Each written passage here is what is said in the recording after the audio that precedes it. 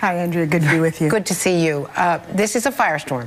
It is involved with the whole question of the Russia investigation, of the response by President Trump, and now these accusations against you. How do you reply? How do you respond? Well, Andrea, this is not anything political has been alleged. The allegation is that somehow Obama administration officials utilized intelligence for political purposes. That's absolutely false. Let me explain how this works. I was a national security advisor. My job is to protect the American people and the security of our country. That's the same as the Secretary of State, the Secretary of Defense, the CIA director. And every morning, to enable us to do that, we receive from the intelligence community a compilation of intelligence reports that the IC, the intelligence community, has selected for us on a daily basis to give us the best information as to what's going on around the world. I received those reports, as did each of those other officials, and there were occasions when I would receive a report in which a U.S. person was referred to, name not provided, just U.S. person. And sometimes in that context, in order to understand the importance of the report and assess its significance, it was necessary to find out or request the information as to who that U.S. official was. Let me give you just a hypothetical example. This is completely made up, but let's say there was a conversation between two foreigners about a conversation they were having with an American who was proposing to sell to them high-tech bomb-making equipment. Now, if that came to me as National Security Advisor, it would matter enormously. Is this some kook sitting in his living room communicating via the internet offering to sell something he doesn't have? Or is this a serious person or company or entity with the ability to provide that technology, perhaps to an adversary? That would be an example of a case where knowing who the U.S. person was necessary to assess the information. So when that occurred, what I would do, or what any official would do, is to ask their briefer whether the intelligence community would go through its process, and there's a long-standing established process, to decide whether that information as to who the identity of the U.S. person was could be provided to me. So they'd take that question back, they'd put it through a process, and the intelligence community made the determination as to whether or not the identity of that American individual could be provided to me. That is what I and Secretary of State, Secretary of Defense, CIA Director, DNI would do when we receive that information. We only do it to protect the American people, to do our jobs in the national security realm. That's the only reason. Within that process and within the context of the Trump campaign, the Trump transition, did you seek the names of people involved in, to unmask the names of people involved in the Trump transition, the Trump campaign, people surrounding the president-elect? Let me be clear. In order to spy on them, in order to expose them? Absolutely not for any political purposes, to spy, expose, anything. But did you leak the name of Mike Flynn? I leaked nothing to nobody, and never have and never would. But let me explain this. First of all, Andrea, to talk about the contents of a classified report, to talk about the individuals on the foreign side who were the targets of the report itself, or any Americans who may have been collected upon incidentally, is to disclose classified information. I'm not going to do that.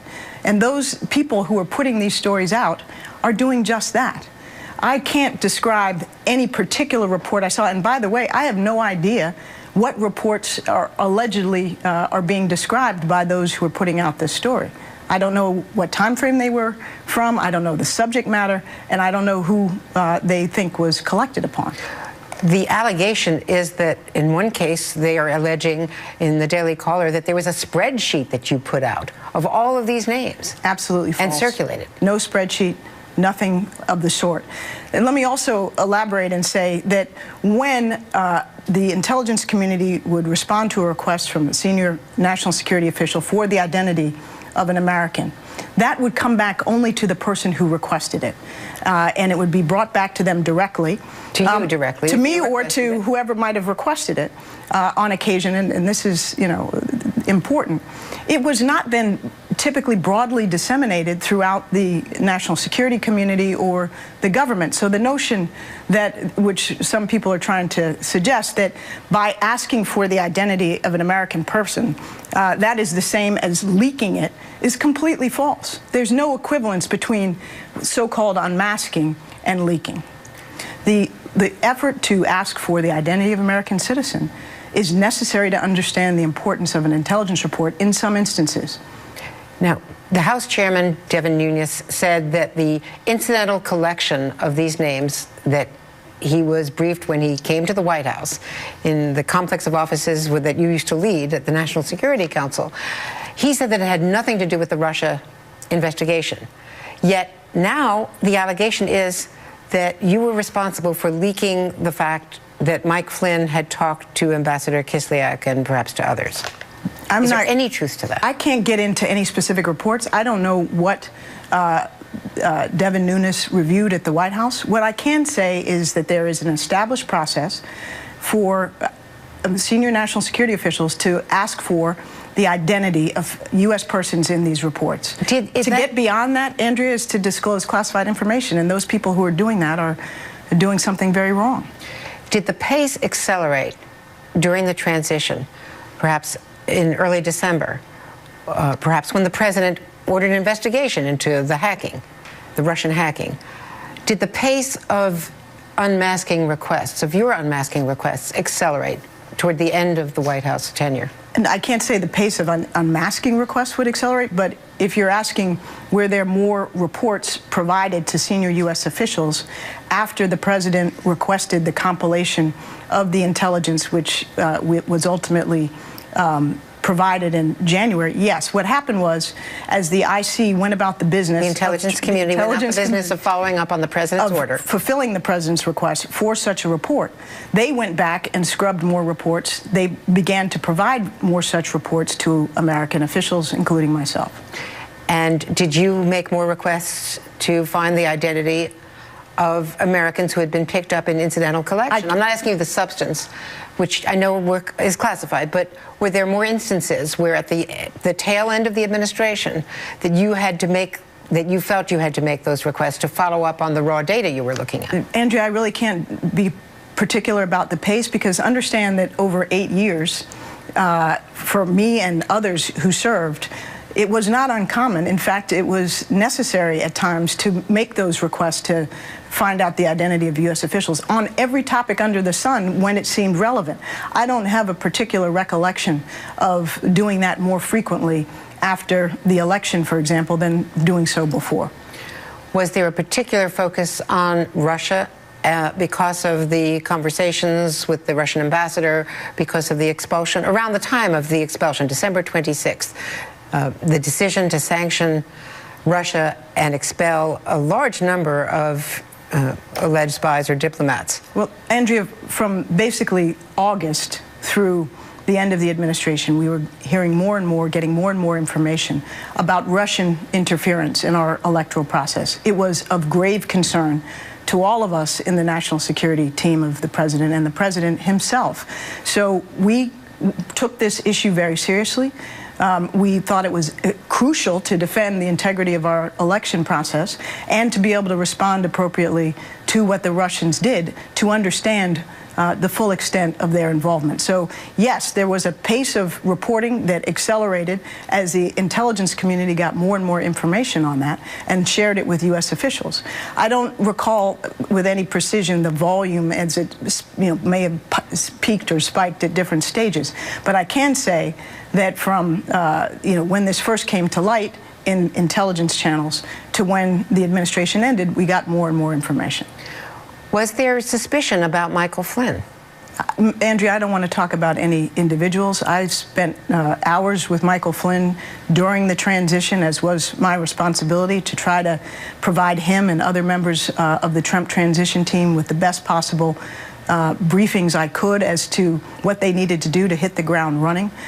We had very civil and cordial interactions, and he conducted himself professionally, and I did the same. So I don't want to get into concern about any particular individuals. Again, I think that would be crossing a line.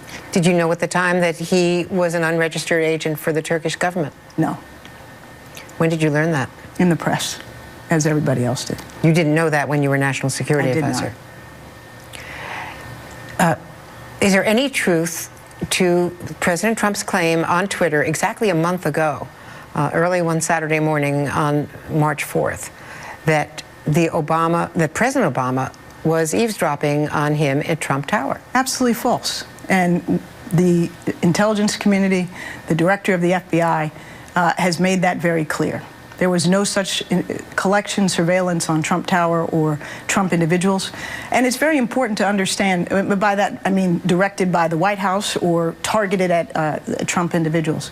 And it's important for everybody to understand the President of the United States and people in the White House do not have the ability to order such collection. That can only come from the Justice Department through an established process. It never originates in the White House. So not only did it not occur, it didn't occur, and it couldn't have occurred directed by the White House. At the same time, the president, his associates, their names could have been bandied about by foreign officials. They could have been picked up in incidental collection. Yes, they could have. Correct? That is possible.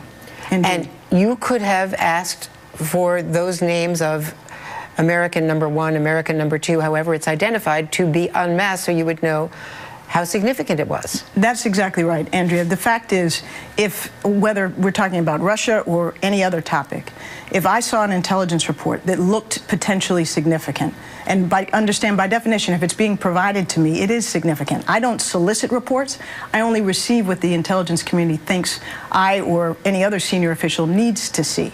So they're giving it to me. If I read it and I think, you know, in order for me to really understand, is this significant or not so significant, I need to understand who the U.S. person is. I can make that request. The intelligence community then process that request through their normal procedures, and if they feel they can give the answer, they will give the answer. That just comes back to me, not to anybody broadly in the national security world, and that's necessary for me to do my job. It's necessary for the Secretary of State or the Secretary of Defense or the CIA director to do their jobs. We can't be passive consumers of this information and do our jobs effectively to protect the American people. Imagine if we saw something of grave significance that involved Russia or China or anybody else interfering in our political process, and we needed to understand the significance of that. For us not to try to understand it would be dereliction of duty. What did you first think when the president tweeted that President Obama had eavesdropped on him? I was surprised. I was shocked. I think many people were. That's a very serious allegation. It had no basis in fact, and it wasn't typical of the way presidents treat their predecessors, and it's not indicative of the tone and the collaboration that we sought to achieve during the transition.